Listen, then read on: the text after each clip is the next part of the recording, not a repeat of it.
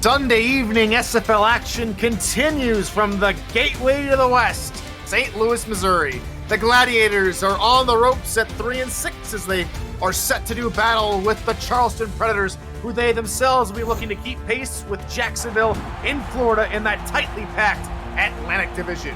Good evening from Gateway Coliseum. I'm Tyler Fulk.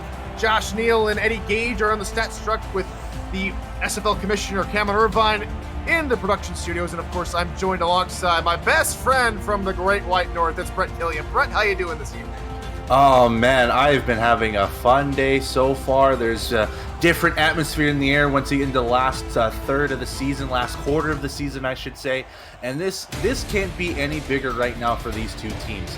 For Charleston's side, Florida has won and Jacksonville has won.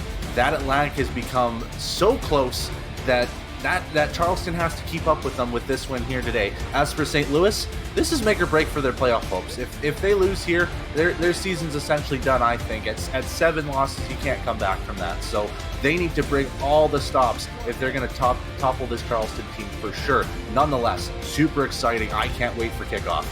Absolutely, Brett. The cards will be stacked against St. Louis with a 7-loss record at the minimum, because we've barely seen a whole lot of 7-loss teams make the playoffs. For Charleston, fortune and previous results favor them, as the home team has won the past five matchups. Charleston, winners of the past 3. They're on the road this time. St. Louis hosting Charleston for the first time since 2018. Here we go, folks. Charleston to kick it off to St. Louis. And here we go. We have kickoff in Missouri. On the return near the goal line, trying to cut up to about the 20-yard line and getting stopped is Shane Kaufman, the wide receiver, rookie out of Tacoma. And on comes Christian Brown, the quarterback for the Gladiators, as he starts his first possession of the ball game. And kind of a night to forget last week for Christian Brown, facing a tough Jacksonville defense that forced him to throw not 1, not 2, not 3, not 4, not 5, not 6, not 7, but 8 interceptions. That's definitely something he's going to forget for this game. See what he comes up with here on the first play. He'll just hand it off to Cairo Martinez, who will get a couple of yards, make it 7 all told before Martinez is brought down. He's the halfback for St. Louis, and we've already mentioned Christian Brown, the quarterback. Christopher Dean is the fullback. Paul Dillavue, Shane Kaufman, and Eagle Mondavi are the wideouts. Phil Koss and Guy Clausen make up the tight ends for the St. Louis offense. Second play of the ball game, and it looks like to be a similar formation for the Gladiators on second down. Another handoff up the middle, flag on the play. For now, it's a first down for St. Louis, but we go down right away to R62 to get the call. I'm thinking it might be a hold on one of the offensive players there. We'll have to see. Indeed, it's a holding penalty on Guy Clausen, the tight end. He tried to set the edge and ended up grabbing a little bit too much jersey, and that'll set them back a few and negate the first down. Yeah, I wasn't too sure if it was one of the tackles there. I saw GG Skyrat also being kind of close with the hold there, but yeah, they called it on Clausen, and a couple yards back there now, 2nd and 13.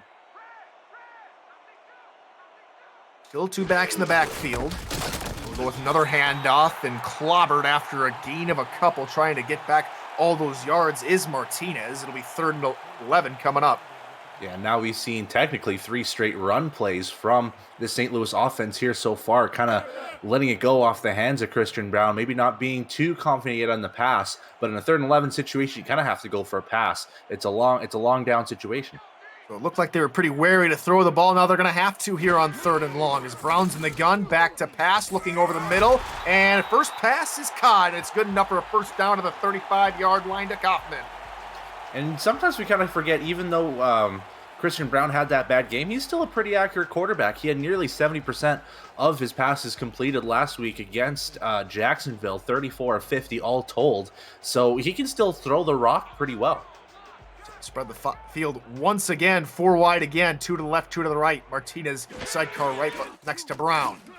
Brown under pressure through the middle, and down he goes at the loss of 8 as the Predators defensive line come home. They're one of the best in the league when it comes to sacking the quarterback, and Robert Cherry streaks through the middle of that offensive line to bring down Christian Brown.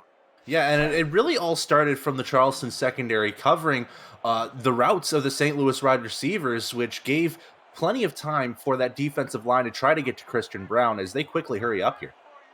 Robert Cherry came into today's ball game with 7.5 sacks, good enough for 4th in the league. Make that 8.5 now with that last sack. Second and long is a dump off out route toward the far side. It's a pretty decent pickup, a pickup of 12 yards on the play. Yeah, and it's Christopher Dean, the fullback, that got a little bit loose out there, kind of like just a slip out route for Christopher Dean there, and he just had plenty of space to just get as many yards as possible. Now makes it a 3rd and manageable here for St. Louis. 3rd and 6 can definitely open up your playbook now. After a 3rd and long, a 3rd and 11 on their first 3rd down of the drive, they come out on a little bit more manageable one. 3rd and 6 to go.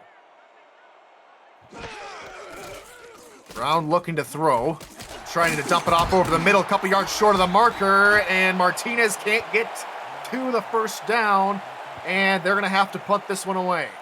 And again, it's great job from Charleston's secondary to stop the deep receivers this time and force Christian Brown to throw essentially a check down pass to Cairo Martinez, which only gained a couple yards out of that and not get them out of this 3rd down, and now they're punting this football away. With Rugen on to punt this one away. First time we'll see him tonight.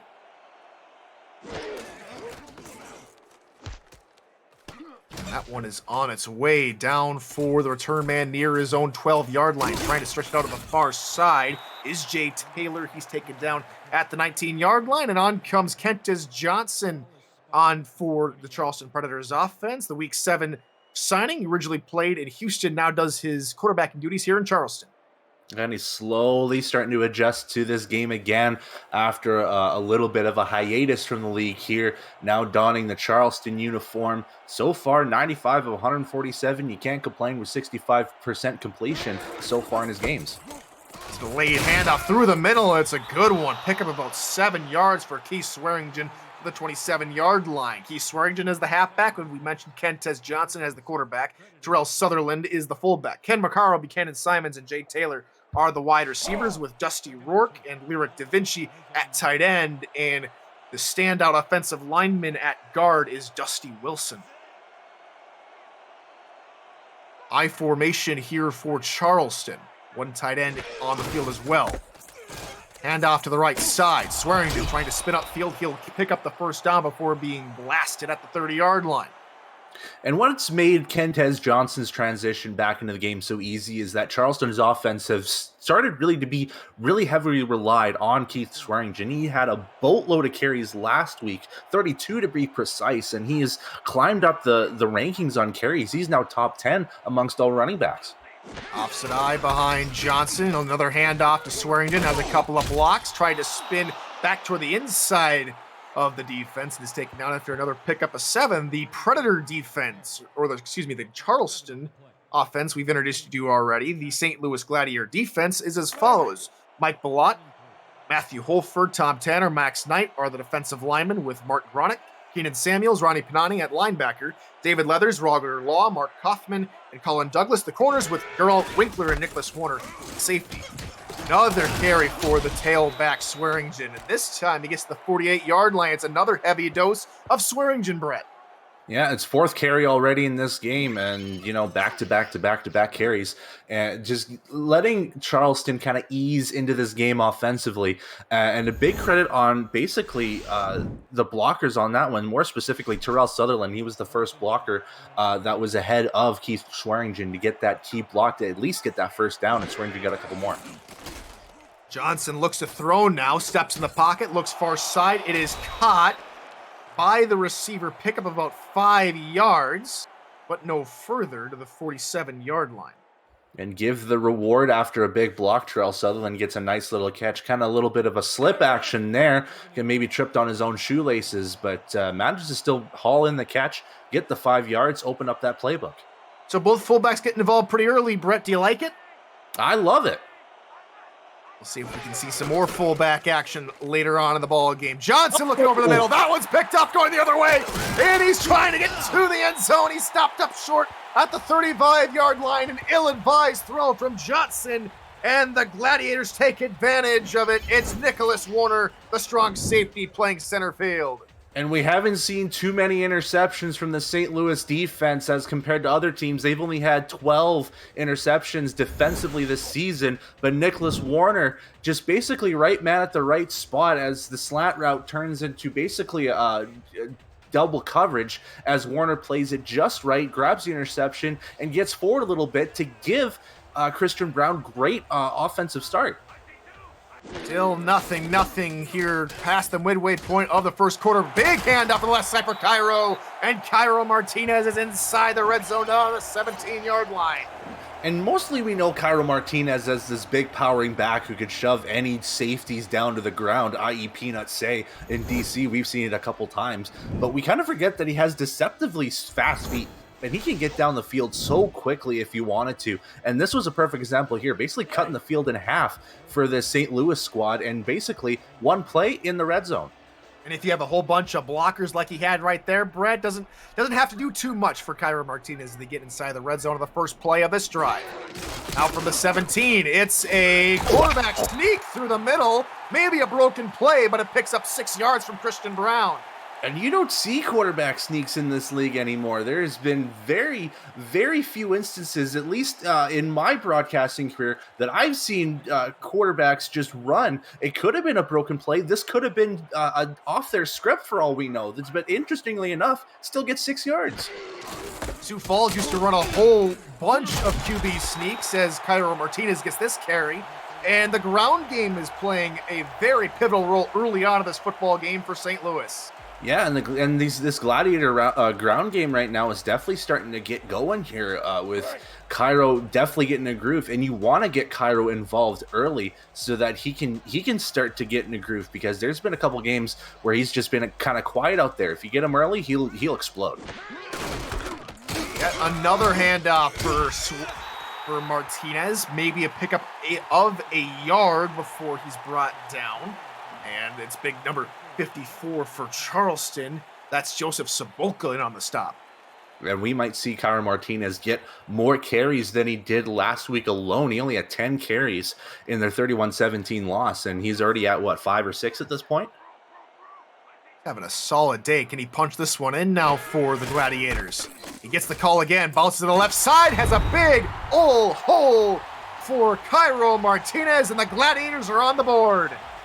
And big credit to the offensive line, especially on that left side, to make that space for Cairo Martinez and let him just do the work from that point, just kind of juking his way around. An excellent block from their center, Gigi Skyrat again, who has done some great blocks for Cairo already in this first quarter. And, good blocking gives you 6 points. And here we are, St. Louis in the lead.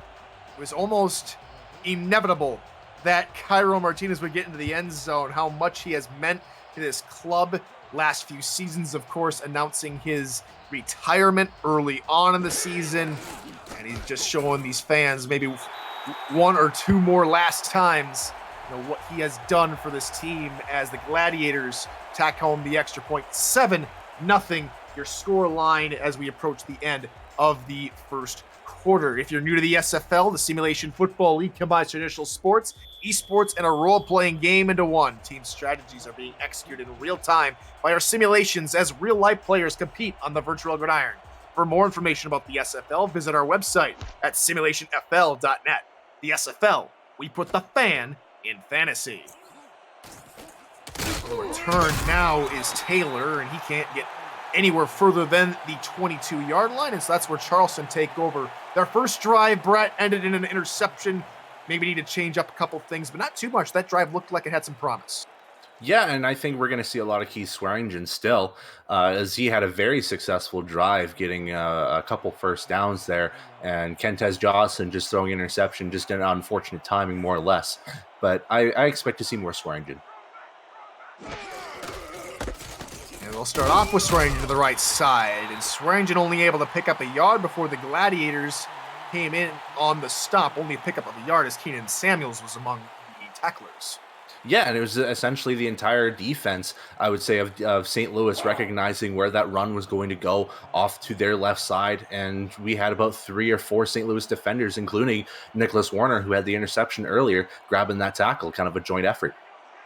One wide receiver, top of your screen, everybody else tight in on the formation. Johnson looking for the one lone receiver, maybe led a little bit too far. It is incomplete, intended for Ken Maccaro. Yeah, and that was a pretty dangerous pass there again from Kentez Johnson, as Colin Douglas was looking all over that football and just manages to be just about a half yard ahead of that throw. And nonetheless, it goes out of bounds. So the St. Louis defense will still call that a successful play. 3rd and 9, 4 wide receivers, trips to Kentez Johnson's left.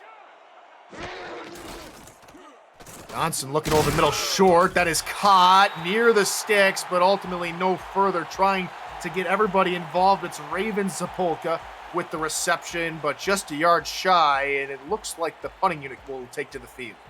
Yeah, pretty close to the first down line there and just not getting ahead. Looked to be all slants from the receivers just to try to get open on quick cuts. And they managed to get to the 4th receiver on that progression and just didn't get that first down. Cody Murphy on to punt this one away as St. Louis send the house and nearly got to him, but the punt is away. Calling for a fair catch is Shane Kaufman at the 36-yard line, and he hauls that in without any issue.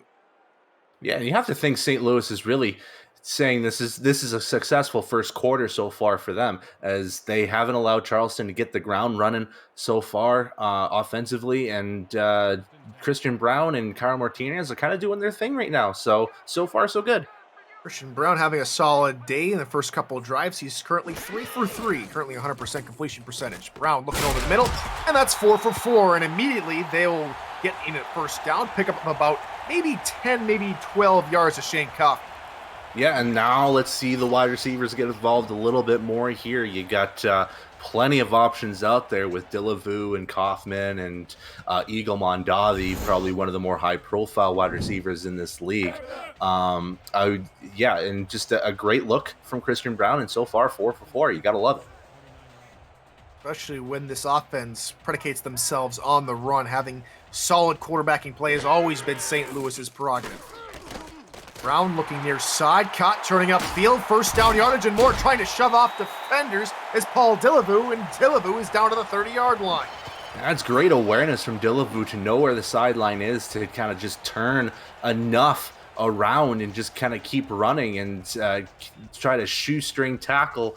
That was number 33 over there, Johnny Bravo, and just couldn't get to him and had to rely on Johnston Mango to kind of just push him out of bounds. But great catch and run from Delavu.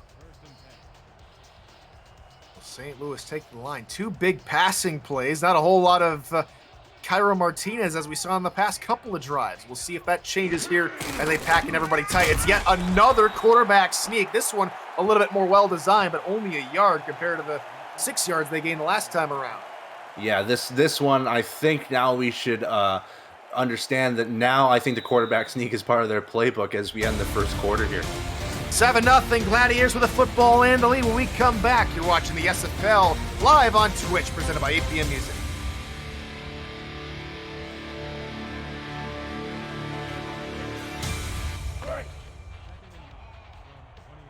Welcome back to Gateway Coliseum. Tyler Falk and Brett Solberg here in the booth with Eddie Gage and Josh Neal in the stats truck, and Cameron Irvine back at SFL HQ pushing all the buttons. Christian Brown over the middle, and it looked like the hand that shot up in the middle of that defensive linebacking core maybe threw Phil Koss off a little bit, couldn't find the ball. Yeah, and we know this about Jack Brown, that linebackers, that he can kind of be that shadow corner for the Charleston defense, and he is known for deflecting so many passes, and just having his hands in that general vicinity can even screw up some hands of, there's free play. Empty backfield, Brown looks over the middle, and then the free play results in a first down as Christian Brown connects with his wide receiver, Shane Kaufman, and Kaufman's getting involved quite a bit here, Brett. Recently, he was announced as, maybe the understudy to Eagle Mondavi, as Eagle Mondavi transitions out of the front office role, and Kaufman might be soon to take over that general manager spot. Yeah, and with all these St. Louis players that we hear rumored or confirmed that they're like thinking about free agency or retiring and stuff like that, we got to start thinking of St. Louis players that are maybe staying. And Shane Kaufman is definitely going to be one of those cornerstones for St. Louis, both on the field and possibly in the front office, if all rumors are true. Out of the unfortunate and heartwarming situations going on there. Good to see that Kaufman's looking to stick around. Pass over the middle, dumped over, and it wouldn't surprise me if that's Kaufman again. No, it is not this time. It's Eagle Mondavi who soars over the middle to haul that one, and his first catch of the day. Yeah, and then now they're starting to really rely on that pass game, and I would think that first couple drives for St. Louis, just relying on Cairo Martinez to kind of set the pace, kind of calm Christian Brown down a little bit here. He's 6 for 7 as he's getting close to 100 yards. Make it 7 for 8 now as Brown completes that last one. Handoff through the middle, and they will mark Cairo Martinez shy about a half a yard. Interesting spot, Jack Brown in the stop. Yeah, and it looked like he had very close to that first down, maybe the knees, as you can see, very close to that first down line, the placement of the football. But yeah, pretty close. I would say maybe the knees were behind the line, which caused that to be 3rd and inches.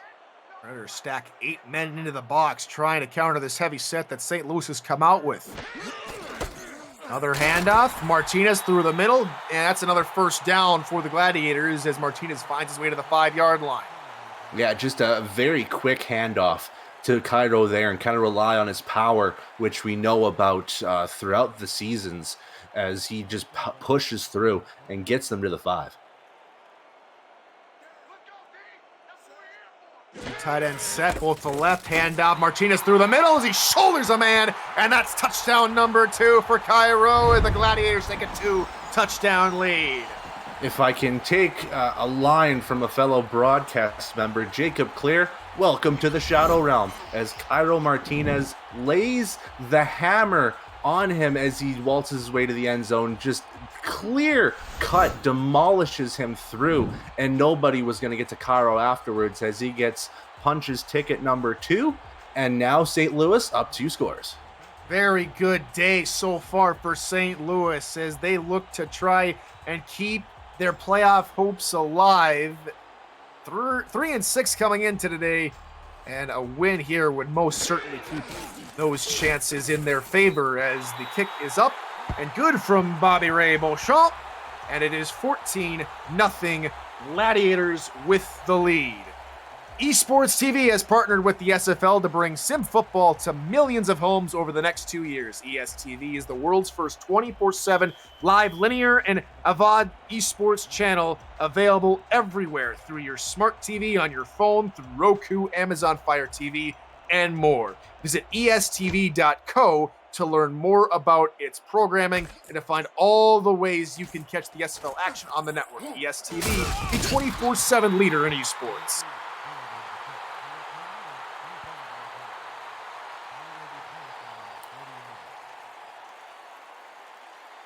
Just like that, here come the Predators offense back onto the field. It has not been a solid start to the day. 2 drives, a punt, and a interception for the Predators, looking to change things around here on the 3rd drive of their contest. Run left side, Swearingen spinning out of tackles and picking up 7 yards. Yeah, and they're going to still rely on Keith Swearingen here as they get down the field a little bit and get a nice 7 yards, start off their drive with a little bit of positives here. Like you said, last couple drives, not what they wanted. The interception followed by a quick 3-and-out. And yeah, Charleston's really trying to wake up here and try to get a quick response. Opposite eye behind Johnson. They'll go with another run for Swearingen, who turns back into the interior of the defense and has to fight his way through 2 defenders to pick up the first down. And Swearingen off to another solid day today. Yeah, and St. Louis made the call on that play right. Ronnie Panani was right in Swearingen's face right away, and his agility just managed to get him away from Panani and got that quick first down for Charleston. Both halfbacks now for both clubs right around 40 yards today. Swearingen looking to go over 40 yards and trying to get close to 50, picks up 5 before he's taken down by a couple of Gladiators, none of which to include Geralt Winkler.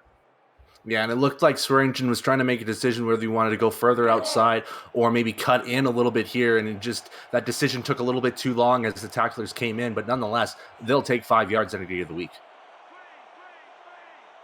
Another offset eye behind Johnson. 2 wide receivers, 1 to each side. And again, it's a run to Swearingen left side. He's taken down short of the sticks. It's a good ankle tackle by Mark Gronick.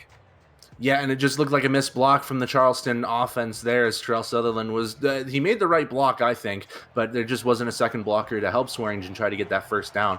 And here we are, 3rd and inches. 3rd and inches, out comes the power eye, and they will go up the middle with Swearingen and quickly close down, stop behind the line of scrimmage, maybe by about half an inch. And it is 4th and inches, Ronnie Panani on the stop. Yeah, it looked to be 2 of the 3 main star linebackers there. I think Mark Gronick was in there as well to kind of disrupt Swearingen on that run. But once again, Charleston kind of flopping out a little bit there as they get 1 first down, but have to punt the football back to St. Louis. Charleston gonna go for a fake. It's a fake punt. Punter stands all the way in the back. There's nobody there. Can't get anything off, and Cody Murphy goes down. St. Louis will take over an excellent field position. Very interesting play call from from Charleston, maybe trying to misdirect that St. Louis special teams, but you don't see fake punts too often in the SFL either. This has been already a pretty strange game in terms of just gameplay calls. We got quarterback sneaks, and we've got fake punt passes that unfortunately fail on us, and that just leads to even worse for Charleston's side as St. Louis once again has great field position. It didn't look like Murphy could spot anything, and that's probably why he's a punter. Pass over the middle, Charleston looking to take it back, and Jack Brown will knock it to the ground. Yeah, and that was a swarm of Charleston linebackers around that area, and Jack Brown will be the highlight here as he plays his assignment pretty well on Phil Koss, who is a little bit skinnier of the tight end core here. As I do have to give credit to Eric Hammer, who was in the vicinity of that football as well to kind of disrupt that pass too. So great job from the Charleston linebacking core. After the incomplete pass, remains 2nd and 10 from still field goal range here at the 33. Christian Brown in the gun, 4 wide receivers. Dime look here from Charleston to try and counter. Christian Brown over the middle, and he gives it right back to the Charleston, and so the fake punt fiasco goes for naught as the Predators will take over. Yeah, and Jacob Clear kind of a little bit of a redemption interception after being sent to the Shadow Realm by Cairo Martinez. He reads the route pretty much well done. I think that was Shane Kaufman that was the intended target of that throw, and he reads it like he was already going to be at that spot. Just a great job from Jacob Clear to get this ball back for Charleston, but now you got to step up offense. So Kentis Johnson comes out in the shotgun, looks to throw. They'll just try and dump it off near side for Swearingen. Turns upfield, a good little spin move, gets him a couple extra yards, and it's a first down for the Predators. Yeah, shake those feet off there, Nicholas Warner. He kind of got spun around by Keith Swearingen as he kind of read the situation as he saw Warner getting close to him, had plenty of time to make that decision, made a nice spin move, and just runs right past Swearingen, thinking to himself, he got me, and it's an easy and quick first down for Keith Swearingen.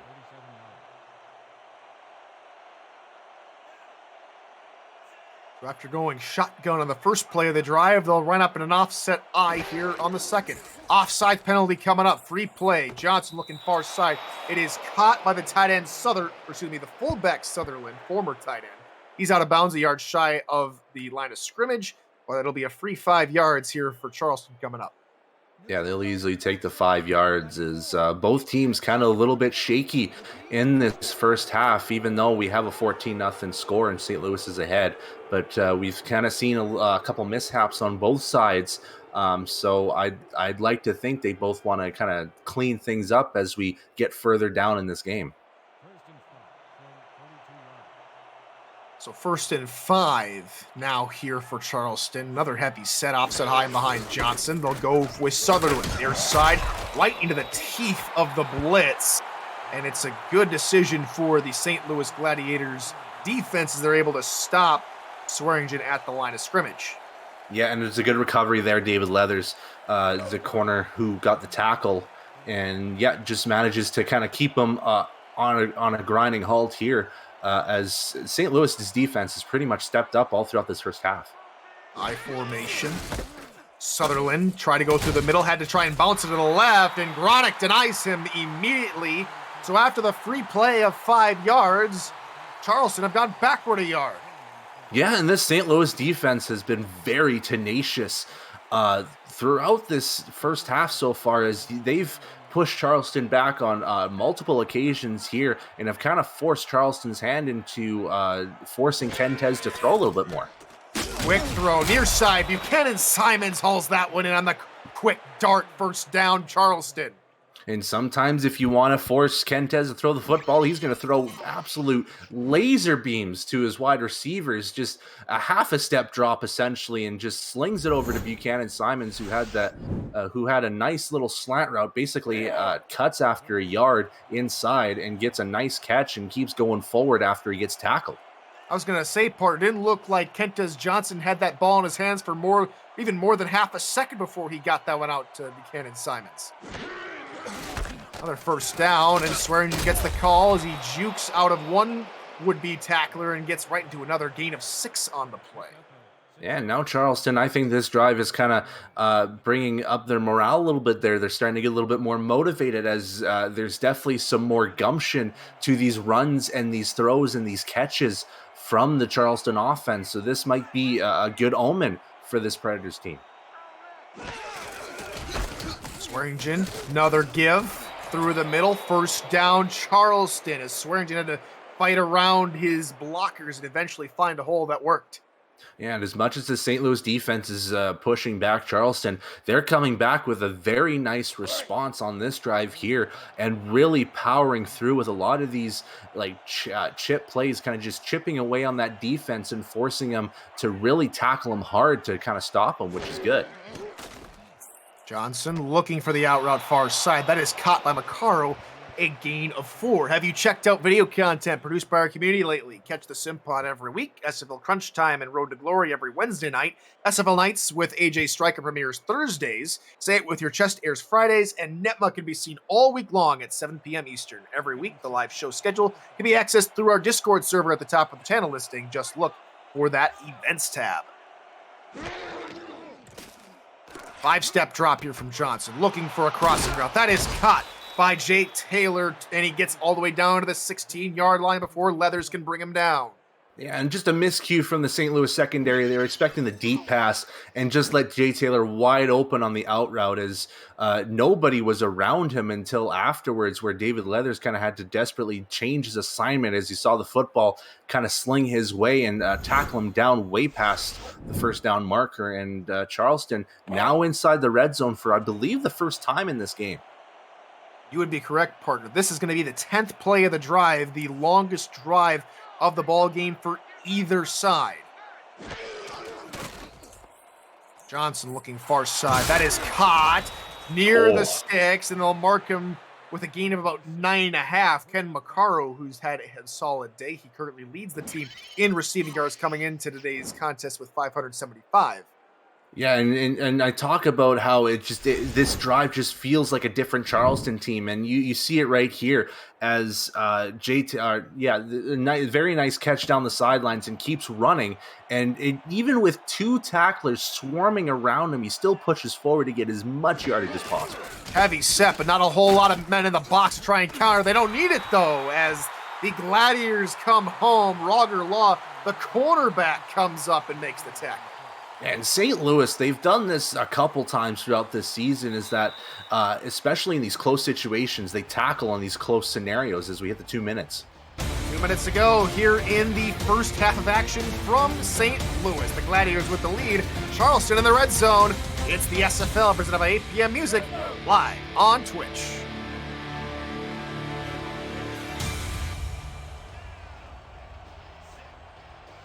Now from the 7-yard line, can Charleston convert here on 3rd down? Handoff, Swearingen near side, spinning out of a tackle and then finding a lane. And he picks up the first down to the 2-yard line. Yeah, and it looked to be Colin Douglas, who is that blitzing corner I was trying to come to attack Keith Swearingen, and Swearingen kind of spins him off. Nice block followed up from Terrell Sutherland that gave the space for Swearingen to get that first down as well. All right, set, first and goal. Swearingen with the give through the middle. He is taken down at the line of scrimmage. Maybe a half a yard gain, but it's David Leathers who drags him down.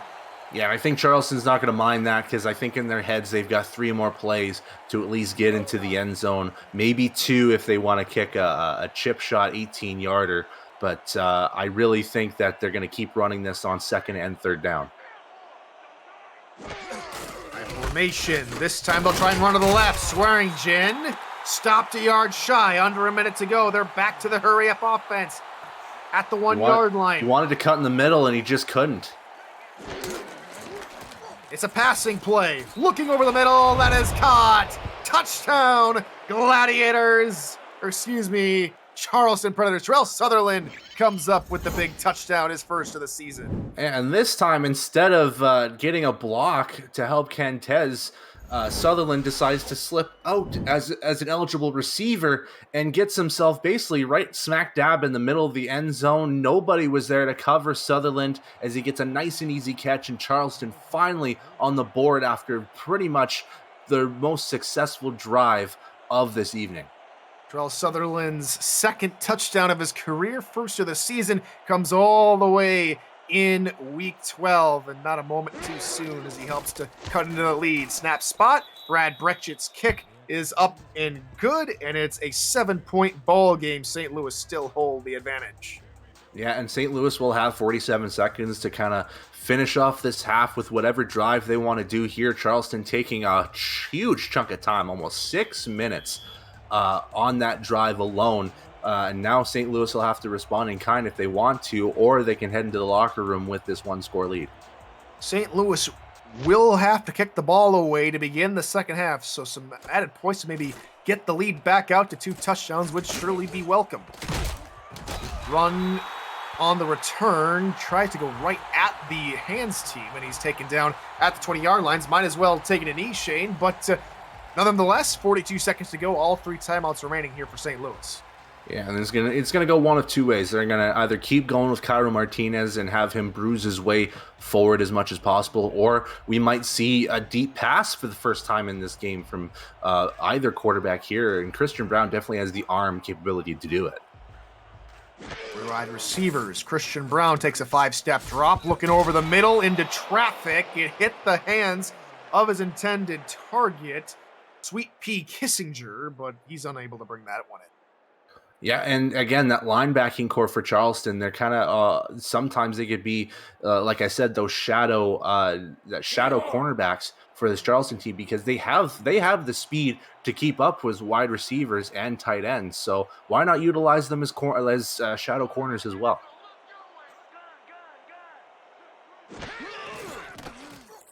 Christian Brown looking for a quick dump right side, but it looked like trying to spin it into the catch was Paul Dillevue, and maybe Sweet Pea was out there once again, but unfortunately that ball falls to the turf.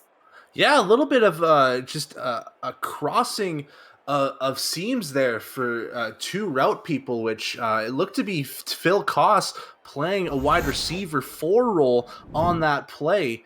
Along with Paul Dillevue on that right side, and they both crossed at the same time as that football was nearing them. So it was just a very unfortunate throw and an unfortunate play from the St. Louis. It looked like Koss hauled that one in, but the hit jarred the ball free, and so St. Louis go back to the gun. 3rd and 10. Brown looks to throw. He just dumps it off short. That's about 7 yards behind where they need to go, and unfortunately, they're taken down 2 yards shy after a pickup of 8. And Charleston call a timeout with 30 seconds to go, and they want to get the ball back and try and score some more. Yeah, and it looked like Charleston's goal for that one was just to prevent a first down, as they had their corners go deep as St. Louis's receivers were going deep. So it was a great call from them as Christian Brown once again goes on a check down option to Cairo, and it results in only 8 yards.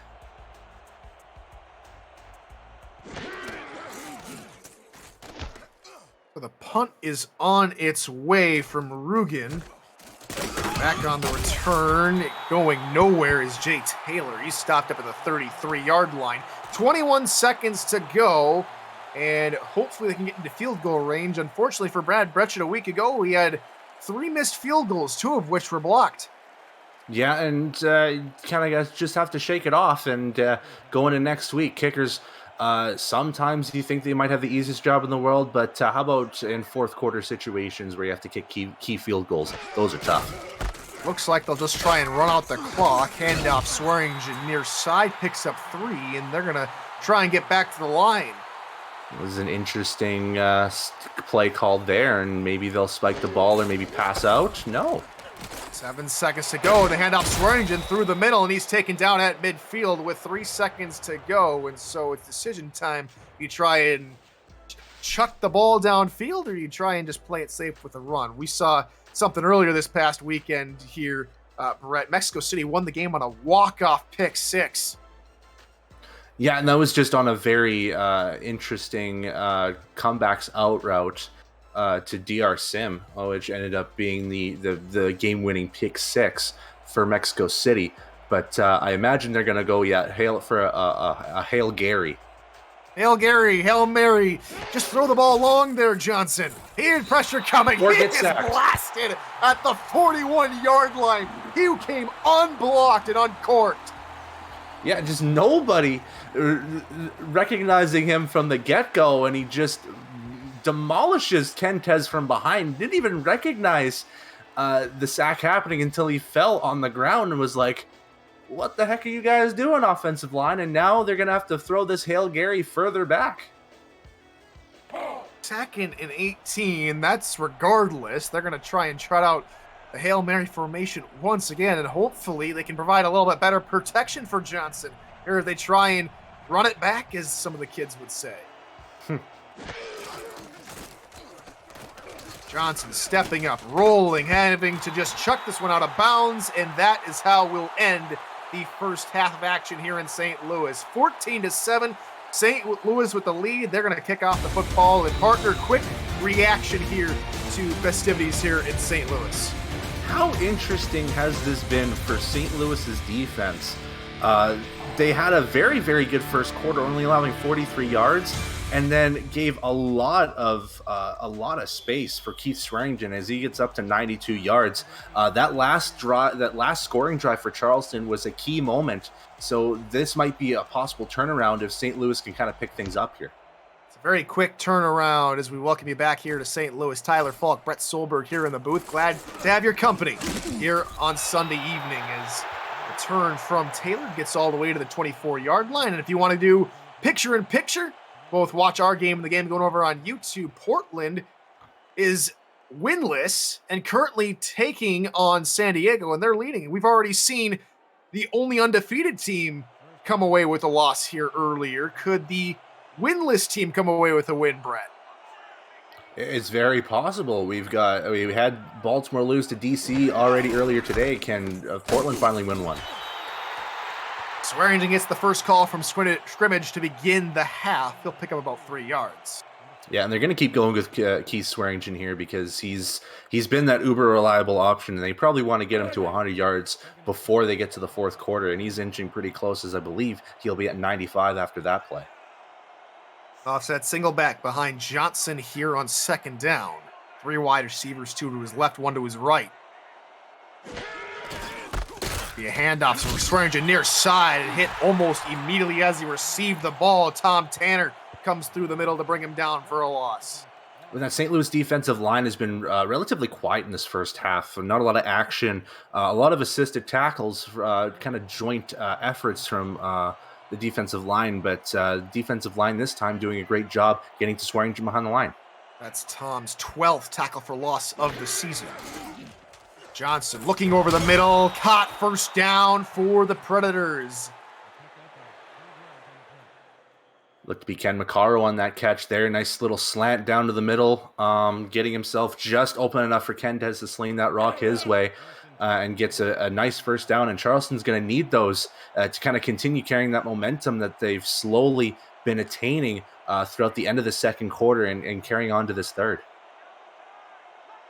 Kentez hovering around 50 yards passing with that long passing completion. Swearingen near side picks up 4 yards before he's speared at the 42-yard line. And they're not going to mind these this chipping away, kind of breaking down slowly this defense and try to nickel and dime their way to first downs, because if they can take care of ball possession and take care of the football as well, they're going to get some scores out of this. Johnson looking for a quick hitter over the middle. Caught first down once again. Lyric Da Vinci in on the reception to the 48. And this is the first time that tight ends get involved here, and a lot of people in this league are very adamant on hashtag throw to the tight end. And here we see Lyric Da Vinci, I would say one of the better tight ends in this league, getting a very nice catch. He's known as being almost like a deep threat red zone tight end sometimes, but if you need a catch, you can still get a catch from him. 3 wideouts, all 3 in a trips formation off to the right of Kentez. 5-step drop, looking for the corner route to Simons, and he's got it to the 33-yard line. That'll move the chains once again. And that's the first long pass that we've seen from Kentez Johnson, kind of testing things out, finally getting a little bit involved there. And that was all effort from Buchanan Simons as he leaped over his defender and grabbed the catch. Great job from Buchanan Simons.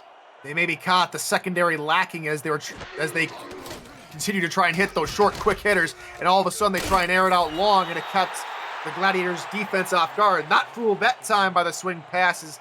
Down goes Sutherland at the line of scrimmage.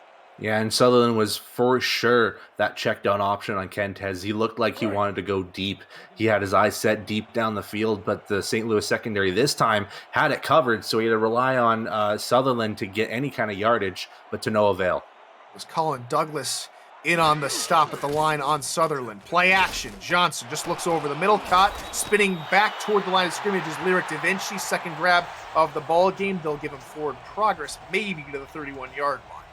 Yeah, and that's just a result of Lyric Da Vinci trying to just avoid any of the tacklers, going a little bit behind, spin moving his way to a net negative almost, essentially, but still turns it into, I would say, a quick 1 or 2 yard catch. We've seen a lot of heavy sets. This one, a 5 wide receiver set. Johnson, pressure coming, able to get this one away over the middle. Caught, first down inside the 20 to the 18-yard line, and Charleston's offense has been humming along these last couple of drives. Yeah, finding Raven Sabolka again, who's got, I believe, his second catch of this game here, and definitely starting to spread this ball around, and that's a good thing for these offenses, as you want to get everyone involved, essentially. Swearingen, Macaro, Jay Taylor, now you got Raven Sabolka involved as well. This has been a great drive from Charleston. Johnson under center. He's back to pass, looking for the slants over the middle, and it's tipped and picked up by the Gladiators. A clutch interception. It got batted around, and Warner comes up with another pick. Yeah, and he's 2 for 2 on these interceptions. This time kind of playing hot potato with both his own teammates and Charleston receivers trying to grab that football, and he manages to grab it just before it hits the ground. And as much as Charleston did a great job getting this drive and getting deep down the field, it all ends with a very unfortunate interception. It was Ronnie Panani who got his hand up there to knock it into Warner's hands, and the Gladiators take over deep in their own territory. That's a fade to the left side, and that is caught. First down for the Gladiators. It's Phil Koss. Yeah, and that was just a pinpoint, picture-perfect, slow arcing pass from Christian Brown to basically throw it in the direction of Phil Koss and rely on him to grab that catch. And he got the catch, he got the first down, and St. Louis is moving. The 27-yard line now. Here come the Gladiators. 2 backs in the backfield with 3 wide receivers. Quick drop from Brown. He sidearms it over the middle to a wide open receiver who crosses midfield. The Charleston's 49-yard line. Yeah, and St. Louis is cooking just after 2 plays, this time to Paul Dillevue, and he finds himself plenty of space after the catch to keep running, as there was a clear open area in the middle of the field. Usually we see maybe a free safety on the side, but this time Josh Reese was far on that left side of the field, not to cover, so Dillevue had plenty of space to run. time they'll go to Cairo. Left side, he picks up 4 yards before being taken down at the 45-yard line. The SFL is partnered with Laser to deliver digital SFL player trading cards to its players and viewers starting this postseason exclusively on right here, the SFL Twitch broadcast. Viewers every 30 minutes will be issued one of 18 trading cards, or you can buy the entire pack through Laser Store and receive the complete set of common, uncommon, rare, and ultra-rare memorabilia. Visit layzr.gg and click the Join Alpha button to connect to your Twitch account. Another pass over the middle, and Christian Brown has been threading the needle all night tonight as he finds Shane Kaufman. Well, first off, I can't wait to get myself a Series 1 Mike Ryan card from this Laser company. But secondly, great catch again. This St. Louis offense has just been kicking, and they've been kicking and screaming down this field as they've been getting what they've wanted here. It would be something if Mike Ryan got a card first time. Oh, what a catch on the left side. Another first down. Phil Koss again on an identical corner route. Yeah, and Phil Koss has been this MVP of the third quarter for St. Louis as he's made some big catches, especially on this drive as he gets himself open on a nice little corner close to the sidelines. And again, this St. Louis team, it feels like shifting momentums, especially through the second and third quarter here. And now St. Louis, I feel, has the momentum on their side. Bunching everybody pretty close to the line. There are 4 wide receivers. Pass over the middle. It is caught by Mondavi. We've seen Mondavi in limited action tonight. I believe that's only his second catch of the ball game. Yeah, and it's been very heavy on essentially the rest of the receivers as Dillavu has 3 receptions, Shane Kaufman has 3 receptions, Phil Koss has a couple of his own there, and now it's starting to get Eagle involved here, and nice way to get him involved. Christian Brown stepping up, looking to the corner, and that one's picked off in the end zone. And Charleston come away with their own pick, and it's been dueling interceptions, both in the red zone. Charleston take over. Yeah, and again, guess who it is? It's Jacob Clear once again. Seems like he has a little bit of an interception battle going on with Nicholas Warner as they both have 2 interceptions in this game. And once again, it's another key red zone interception for Jacob Clear. So I'd say he has the advantage on this interception game, I would say, between the two as Charleston gets the football back. So it's back-to-back interceptions to begin the second half, one by each team. And the Predators will start off at their own 11-yard line in a shotgun set. Johnson looking deep over the middle. That one's picked up on play by someone other than Nicholas Warner. It's Geralt Winkler with an interception. Yeah, these safeties have been playing really well in this game for St. Louis. And look at this, just off of 3 straight drives, we get 3 interceptions as essentially it negates all the work that Jacob Clear did for Charleston as Kentez throws the ball right back into St. Louis's hands. And let's essentially call it a 10-yard loss for St. Louis. It's a wink and you missed it kind of moment as St. Louis retake the field with their offense. Handoff, Cairo Martinez through the middle, shoulders a man to gain extra yardage, a total of 5 on the play. Yeah, and this time they might go with Cairo a little bit more here and kind of push his way through. He's got the 2 touchdowns for St. Louis, and going with the deep throw last time didn't work. So maybe we might see just the Cairo Martinez show on this drive. We'll see what they do here on second down. 3 wide receivers, Brown under center. He's going to go back to pass, looking over the middle, caught near the end zone, and down to the 2-yard line. And there we go. They are just right back to where they were a few drives ago. Can they punch this one in with another Cairo Martinez touchdown? And you can tell Eagle Mondavi wanted just to turn to the inside and try to run to the end zone, but he was stuck between a wall of 3 defenders, and there was no way of him getting in. But nonetheless, great catch from Eagle Mondavi. Shotgun set in short yardage situation. Christian Brown dumps it up over the middle. It is Cairo Martinez. It's a passing touchdown, however, and it's 21-7 or 27. I didn't think that pass was gonna arch over the defender, as that seemed like a very slow lob pass. As you'll see here, it almost hits the head of Joseph Sabolka there, that interior defensive lineman there, as it just reaches the hands of Connor Martinez as he gets his third all-purpose touchdown, and he has been the benefactor of the points for St. Louis. And he kind of had to, Christian Brown kind of had to lay that over his offensive lineman. Big 6'5" hog mollies in front of him. He tried to throw it to a 5'10" receiver. Imagine that, trying to maybe dunk it if you would in a basketball terms, but it's now 21-7 as Beauchamp gets that one to go. And it's St. Louis with a very nice lead to start off here the second half here, Brett. Charleston in a little bit of trouble.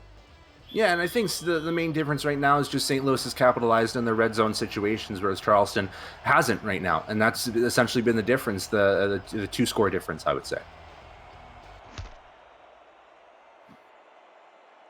Kicks on its way. Jay Taylor on the return, trying to go near side. And he is taken down at the 23-yard line. And so here comes the Charleston Predator offense once again. They've thrown 2 interceptions to begin the second half. Need to shake off those yips. Yeah, and they're down 2 scores, which makes it a very tough situation. Do you keep going with Keith Swearingen, who has 24 carries already in this game, or are you going to go with Kentez Johnson, who's just thrown back-to-back interceptions? All wide receivers on receiving for the day have less than 20 yards or 20 yards exactly receiving for the Charleston offense. Swearingen gets that catch, maybe a couple yards, 4 all told. That puts him to around 10 receiving yards today. Yeah, and you'll see the YPA on Kentez Johnson's number goes down to 5 even on after that play, and that's not what you want for a quarterback. You kind of want that to be an 8-9 yards per attempt and kind of get that a little bit higher. So maybe they need to go a little bit deeper. Oh, they got pressure immediately in the backfield. Nothing Swearingen could do about that. He's taken down at the line of scrimmage. Getting into the backfield was Gronick again. Yeah, and it was Gronick with that tackle, but Max Knight, looking at that big heaving body just run without any coverage from the offensive line, almost get to Keith Swearingen. This St. Louis defense has been on point this quarter. Quick drop from Johnson, looking over the middle, caught, first down to the 36-yard line as Jay Taylor brings that one in, and Charleston will move the chains on third down. They've done pretty well, Brett, on third down today. That's their 5th conversion in 8 attempts. Yeah, not too bad, but it's not resulted in any major progress going forward as we finally get to see an empty set here from Kentez, so we might see something long. Looks near side on the pass, maybe led his target McCarro out just a little bit too far, incomplete. No, and I think at this point, if you want to get back in this game, I think at this point you got to stop with these nickel and dime passes, because you might have time on your side right now, but if you keep going this way, the time's going to keep ticking off the clock. You're already at 45 seconds left in this third quarter. You only have 11 minutes in the fourth, so let's start seeing some big plays out of you guys. They'll go with a power eye. They'll try and run a screen play for Swearingen on the right side. Swearingen can't get out of the tackle. Picks up 7 yards before Samuels and company take him down.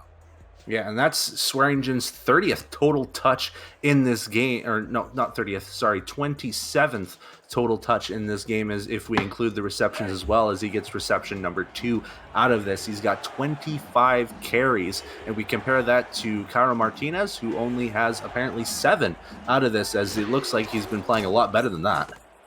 Sutherland, the fullback, with the grab, and he is taken down the 41-yard line. A crunching hit sets them back, and out comes the punting unit. Yeah, and this St. Louis defense, I'd say this third quarter has probably been their best defensive quarter so far, as they've made 2 interceptions from this, even though Charleston got in the red zone at one point, and they did a great job stopping this Charleston offense again. Murphy wisely decides to punt this one away, and that one is hauled in by Kaufman. He'll take it up to the 30-yard line, and that will do it for the third quarter. Get your 4s and 6s up in chat as St. Louis have a 14-point lead. You're watching the SFL presented by APM Music live on Twitch.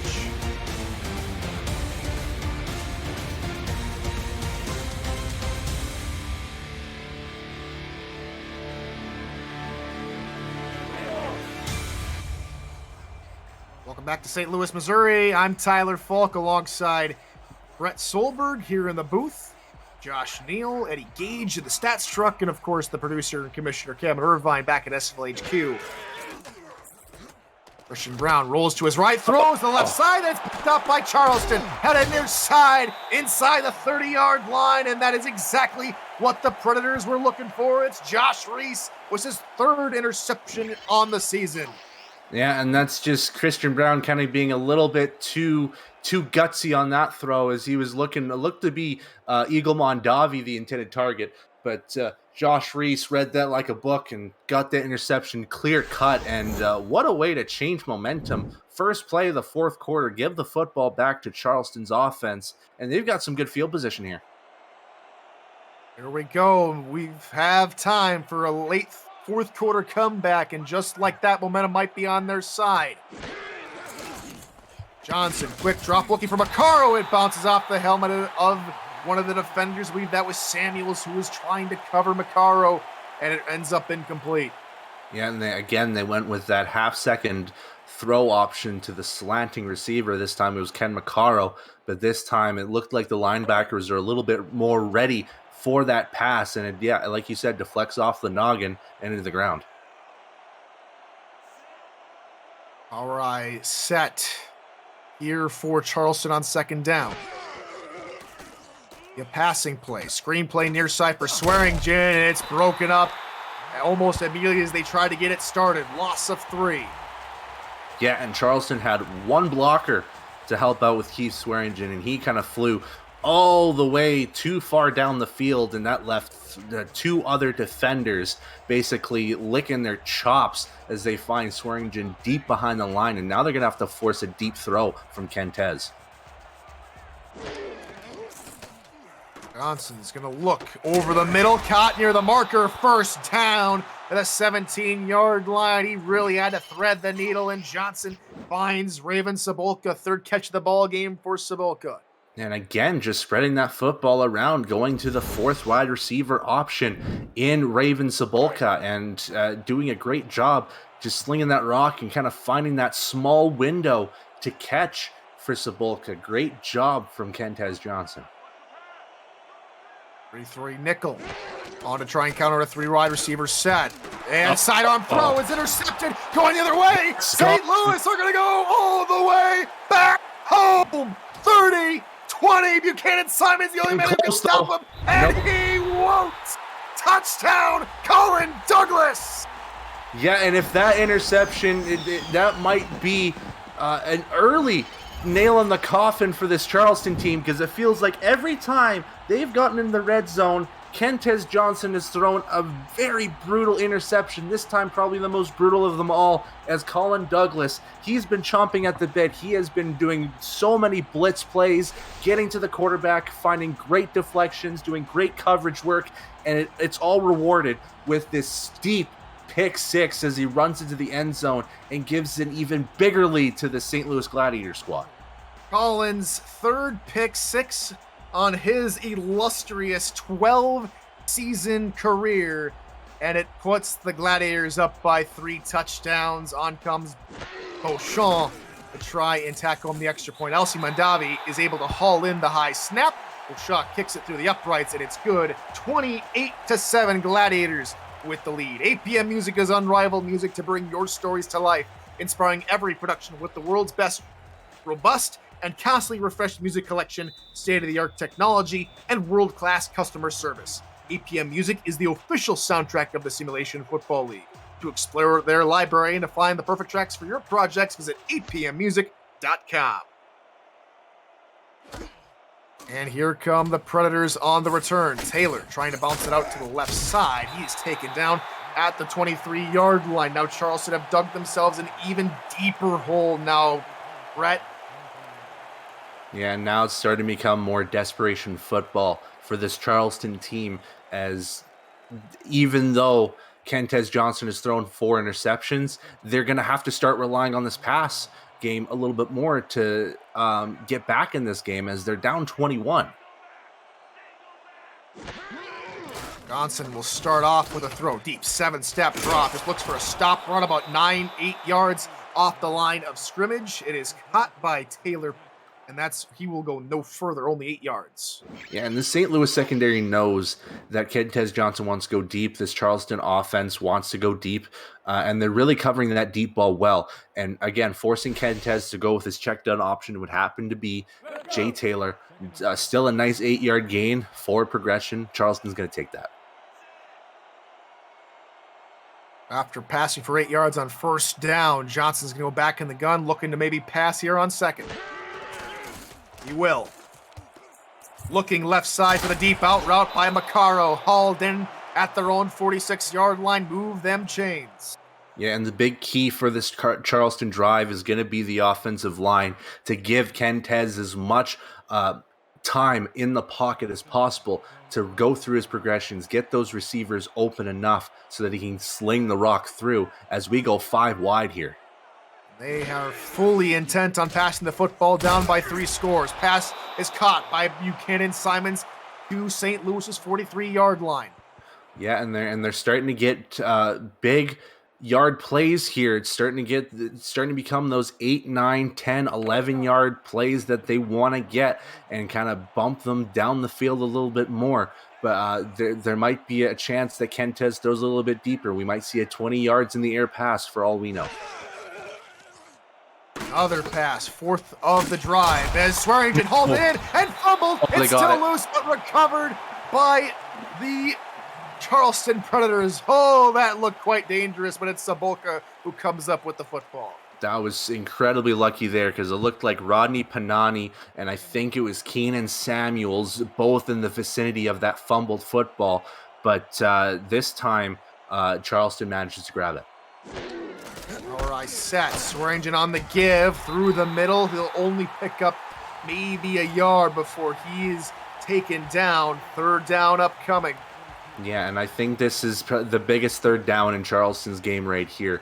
You are not quite in field goal range yet, so you definitely have to get this 1st down to even think about a field goal. But if this forces a 4th down, you're going to have to go for it because you're down 3 scores. Try and go to Swearingen. Nowhere to go. Taken down. It's a loss of 3 on the play as Max Knight. Oh, he's a big boy, ain't he? And he gets back into the backfield for the loss.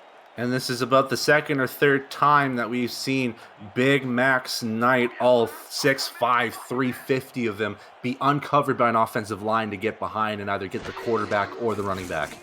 The high snap, and that one's blocked. Things go from bad to worse for the Predators, and the Gladiators again force a mistake on special teams, and they take over at their 48-yard line. Yeah, and this time they'll call that a net negative 1-yard punt. And how often do we see a negative punt occur even after a block and stuff like that? Sometimes we'll see a tip and it ends up being a 10-yard arcing punt. This time it goes backwards and gives St. Louis better field position.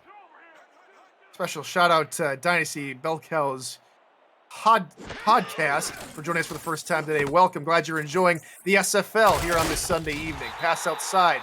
Gets about 8 yards on the play all the way down to Charleston's 40-yard line. And just a quick shout out again to the podcast. If you want to check out more information about the league, visit the SFL website at simulationfl.net for links to apparel from Sector 6 and SFL mini helmets from 97 Sports Promotions, plus articles from our content team, including power rankings, what we learned, the read option, and Talent Factory's feature series. See all the league records, team stats, player leaderboards, and a whole bunch more information at simulationfl.net, your home for everything SFL, as Martinez gets the call, picks up a big 1st down to the near side. And it picks up a big 1st down and picks up another body in his body count here today as he demolishes Josh Reese this time to get that 1st down. And it results in Jack Hoffman being that 2nd man to push down Cairo to stop the bleeding here, as St. Louis, their focus right now is just getting 1st downs and shedding as much clock as possible to get home. Just under 6 minutes, approaching the halfway point here in the 4th quarter. Play action. Brown under pressure is just going to dump it off over the middle to Martinez. He shift arms a man and picks up a few more yards. 7 all told, and Martinez playing hard here in the winning moments of the ball game. And instead of the shoulders, Cairo uses his arm to bring down Jacob Clear. That's the second time he's introduced Jacob Clear to the turf as he gets a big brute force 7-yard run as I start to slur my words. 4 tight ends out on the field as Christian Browns will dump it off near side for Martinez with plenty of room. He gets inside the 15 down to the 14 before Eric Hammer takes him down. It's another first down for St. Louis. Yeah, and St. Louis is just loving this right now. They're relying on Cairo Martinez, whether it be the run or swing passes or screen passes, doesn't matter. He's getting you these yards. He's bullying his way to first downs as he had to get all the effort from Eric Hammer just to go down. And St. Louis, just as quickly as that, inside the red zone. Looking to maybe put the icing on the cake. Here under 5 minutes to go. Quarterbacks are going to bunch up close to those wide receivers right in the line. Pass right side from Christian Brown near the goal line, down to the 2-yard line. It's Phil Koss again, and it's 1st and goal, Gladiators. And if we're talking receivers here, Phil Koss has to be the MVP of receivers as he's made such big catches. This time, a really nice catch and run down the sidelines and push his way inside the 5 into the 2-yard line. And St. Louis definitely cooking here. Made a real nice jumping, spinning catch to continue a drive earlier. And if only he could get a touchdown to cap off what has been a spectacular night for the tight end, as Christian Brown elects to try and take off as much clock as possible. Hands off to Cairo Martinez, and Cairo Martinez has a hat trick of rushing touchdowns, 4 all told on the day, and the Gladiators are in the driver's seat looking to put away this football game. And something's telling me that once we get into SFL crunch time coming up on Wednesday, that Cairo Martinez is going to get himself a game ball for these 4 all-purpose touchdowns, and basically being the reason St. Louis is so far ahead in this game. And he's been the reason why St. Louis has been so impressive throughout the entirety of this game. He has been superb. More than likely looking at player of the game honors tonight as the Rick meter, well, not trying to plagiarize anything that Rick Northrup has, but I think the Rick meter is firmly here in St. Louis and is firmly on St. Louis's side here at this point. 35-7 your score here with 4:10 left to go here in the 4th quarter. We want to remind you that Go ahead, bud. No worries. I'd like to think that Rick meter is broken at this point, just tipped all the way to St. Louis's favor, and might be tipping into the Richter scale for some reason. There we go, and we're underway once again here. Can Charleston make any semblance of a comeback here? This one, they've been pretty well stymied as of late. They get the return all the way to the 26-yard line and no further. Covered to the Simulation Football League on Next Level Sports continues Saturday, April 9th. The DC Dragons have their eyes on their first trip to the playoffs in 7 years and welcome the Fury of Las Vegas to the nation's capital. Then the West Division is on the line when Denver meets Sioux Falls in a rematch from an overtime thriller earlier this year. The race for the playoffs is heating up. Visit NLSC.com to find Next Level Sports in your neck of the woods. Johnson looks deep, and it's tipped and nearly picked off again. And it falls incomplete. Winkler could have had 2. Yeah, I was really close as Charleston finally going with the super deep balls here, as they've got no other choice. They are down way too deep at this point, and they're at the point where they're saying, screw it, we got to get ourselves some points. As David Leathers does a great job getting that deflection, and Garrett Winkler almost grabbing the interception to what could be a picture-perfect evening for the St. Louis defense.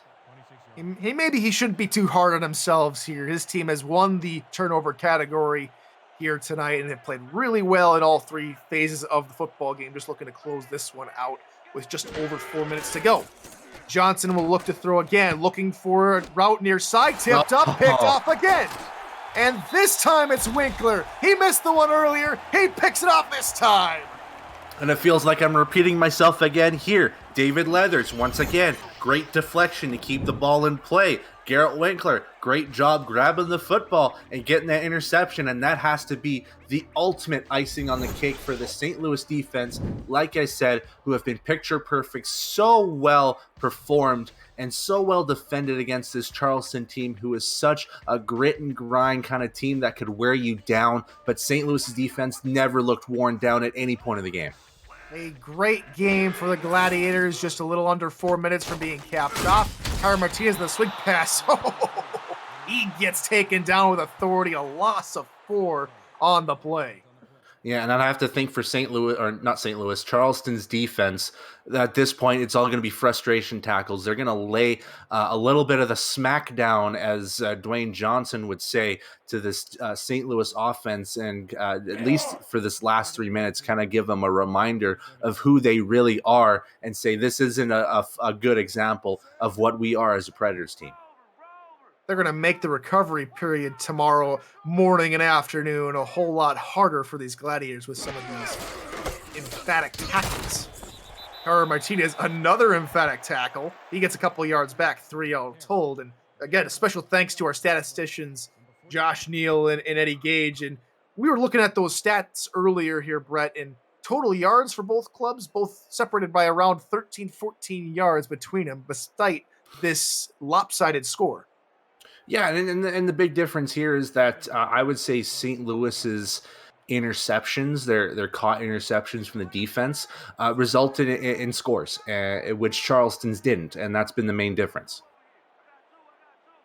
2 minutes, 30 seconds to go. Christian Brown still looking to throw the ball as he stands back in the backfield. Pass over the middle. It's a little bit wayward, and instead of that being Christian Brown, it's Elsie Mondavi who comes in to take over passing duties for the starting quarterback, and it looks like the second string offensive players are in on the field trying to make something happen. Couldn't do it there on third down, and unfortunately it means that Rugen's on to punt this one away. And you can't go wrong getting your second stringers in for the last 2.5 minutes of this game. Kind of get them some reps as the season winds down a little bit. You don't know how much more they're going to get for reps, so not a bad idea. Charleston couldn't get to the punt in time. It takes a St. Louis bounce. It's tipped up in the air and goes into the end zone, down for a touchback. And Charleston retake the field here. More than likely, the second string defense is on the field here for St. Louis. We'll see if the backups can make a play. Yeah, and it'll be interesting to see how Charleston approaches this as well. They're going to keep going with that deep ball, or maybe they're going to try to chip it down away and try to use this 219 just to get one score. Johnson looking near side. That one's nearly picked off again. My goodness, David Leathers is having himself a fantastic day. He's had a couple of crucial tips and nearly had a pick himself.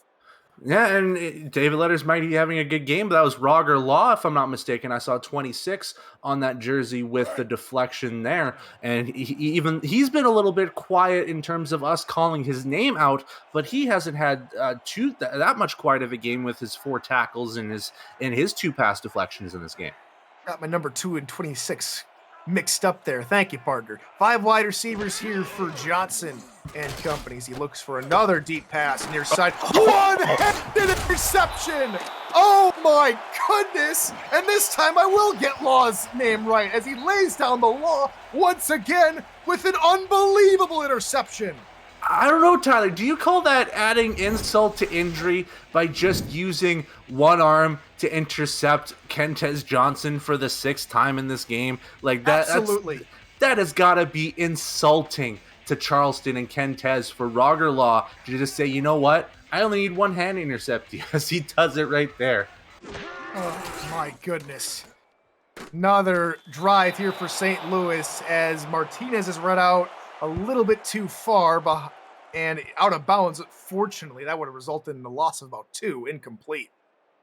You know what? I think Garrett Winkler's right.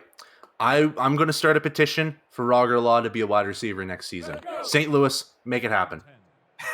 The long arm of the law can do it all, can't he? As the St. Louis offense retakes the field again. 2nd down upcoming after the incomplete pass. Elsie Mondavi in under center. Will hand it off through the middle, only about a gain of about a yard for Martinez, the 25-yard line. Let's talk, Brett, more and more about the final 2 weeks of this regular season. Instead of having, maybe just 8 games a week here, bud, we're going to have every single team play. That's going to be 24 teams in the SFL playing Saturday and Sunday this upcoming week, Friday, Saturday in 2 weeks' time. But probably for the last time, Brett, it's just 24 teams. After the season, it's 28 teams. How are you excited? Think about it this way. There might be more opportunities for us to do double duty, and there'll be more opportunities for us to get complaints from our stream chat members saying that we get too much airtime and they should shut us down for the rest of the season. But I'm getting excited for the last 2 seasons, or not last 2 seasons, last 2 weeks. It feels like 2 seasons when you're watching close games. But yeah, I'm super excited to see how this playoff picture is gonna finish up at the end of the season. So after the gain of minimal yards on the run for about 2, on comes Beauchamp on to try and knock home a 40-yard attempt from right around the middle of the field.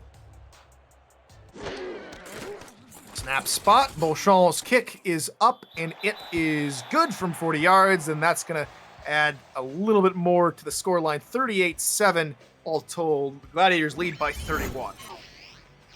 Yeah, and you know what? Why not get your kicker involved a little bit here, as the second unit for St. Louis's offense doesn't get much yardage, but they still get enough of field goal range for Bobby Ray to get himself at least 3 points and get himself on the board here in this game. 38-7 now for the Glads.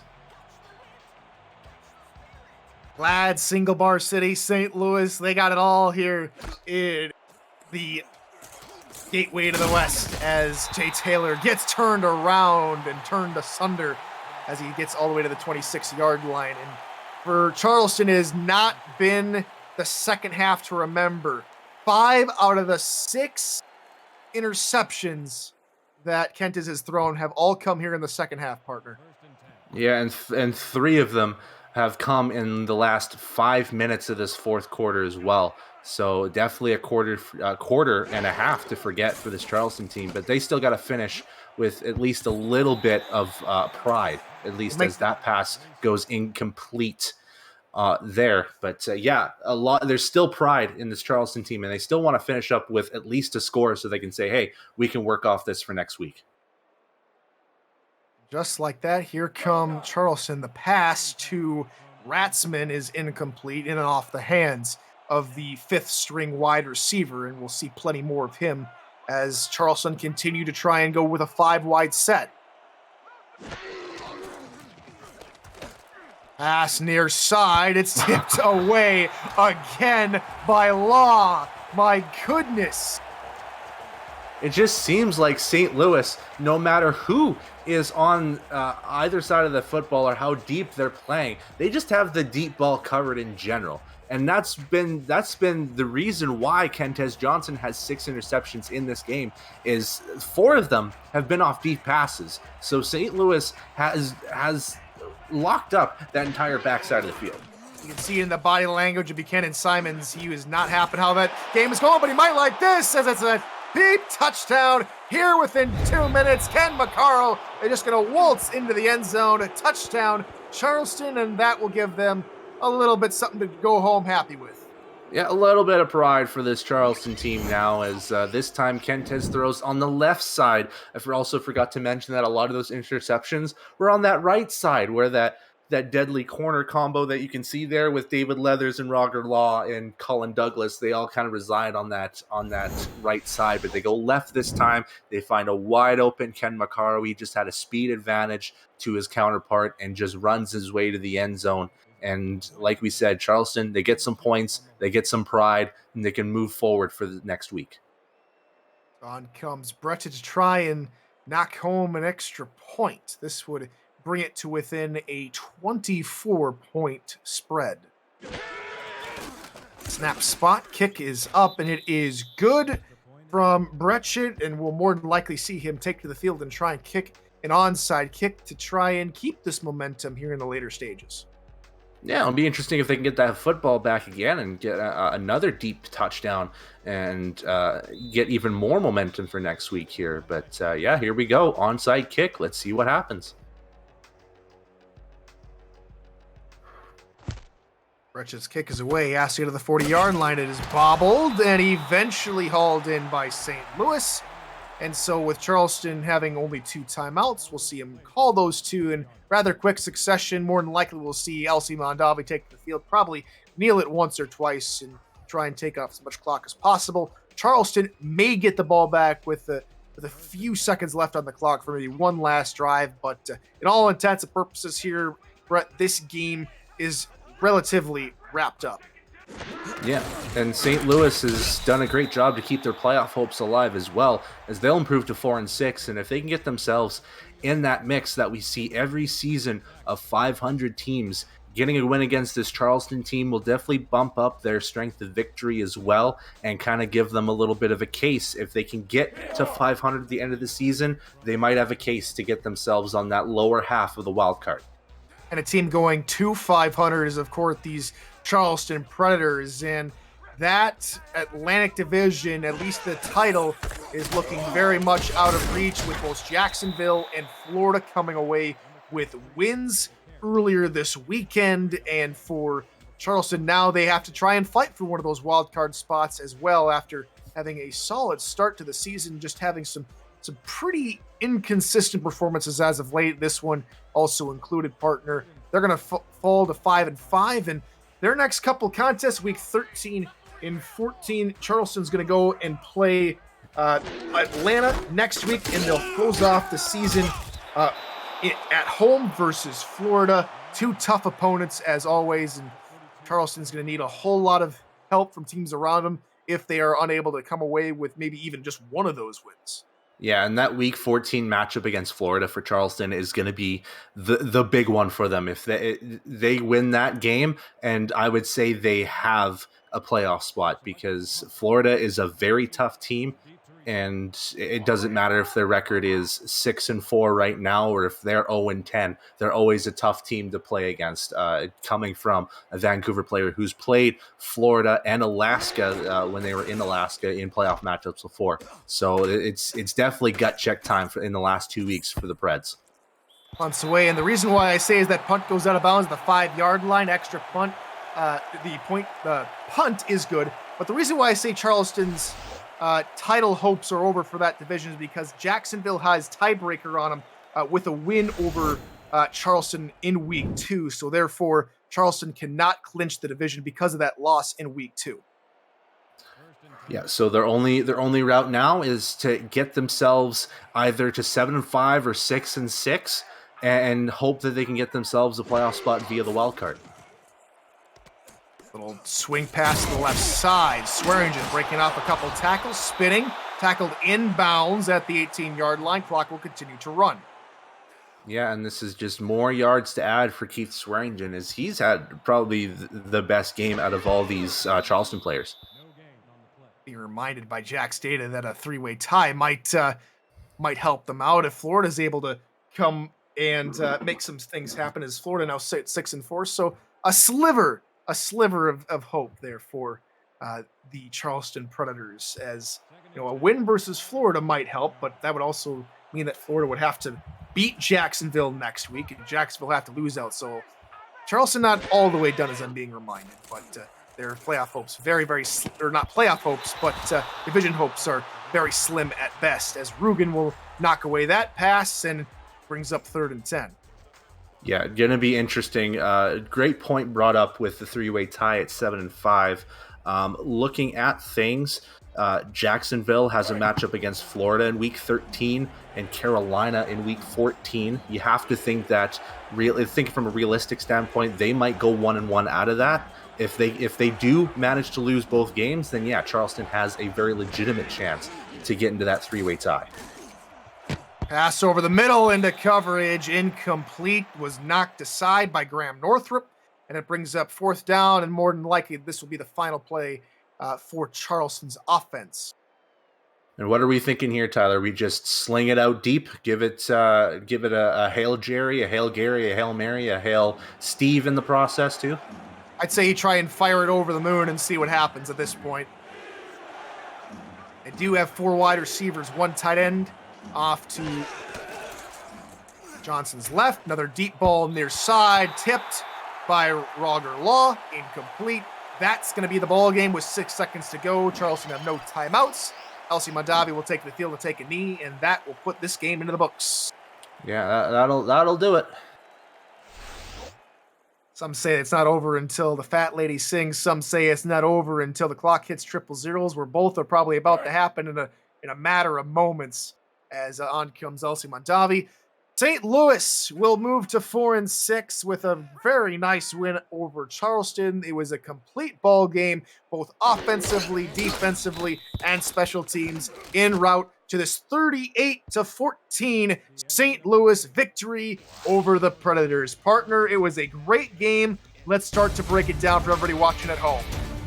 Yeah, in the first half, it was still a little bit in the air. We saw ourselves with a 14-7 game, if I'm not mistaken, here, as the game was still close between the two. And then the separation started to happen, and the big key moments were the interceptions. Yes, Christian Brown still got himself in a little bit of trouble throwing 3 in this game, but those picks didn't result in any scores. It was the Kentez Johnson interceptions either on the first play of the drive or deep into enemy territory. They got themselves in a very tough situation that way, and St. Louis capitalized by getting scores, and it was led by the legs of Kyra Martinez as he got himself the 3 on the ground and 1 touchdown through the air.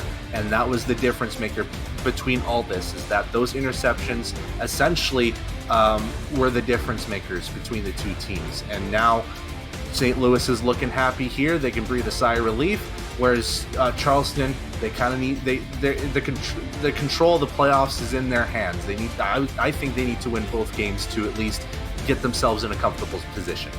An almost for sure playoff ticket punch, you would say, in that regard, as we take a look at Collins' pick 6.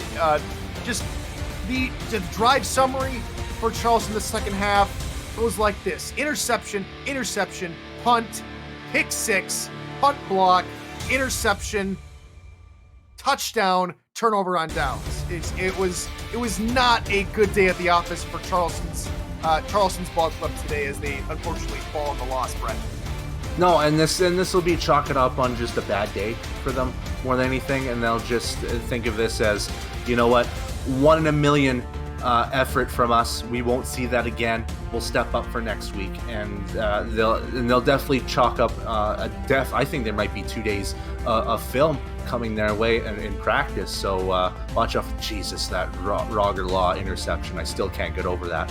But yeah, Charleston, be prepared to see a lot of film. Absolutely. All right, as we approach the end of our wrap-up here, partner, who's your player of the game? Cairo Martinez, 6,000% of the way. It can't be anybody else.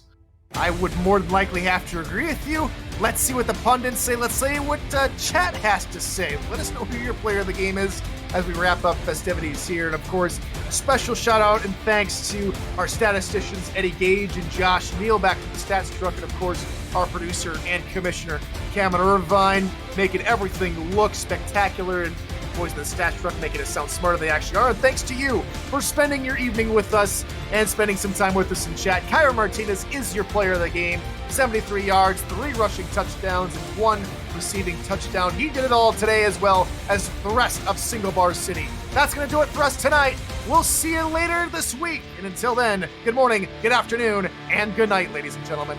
Everyone head on to YouTube. Portland might win their first game this season. Boo-doo.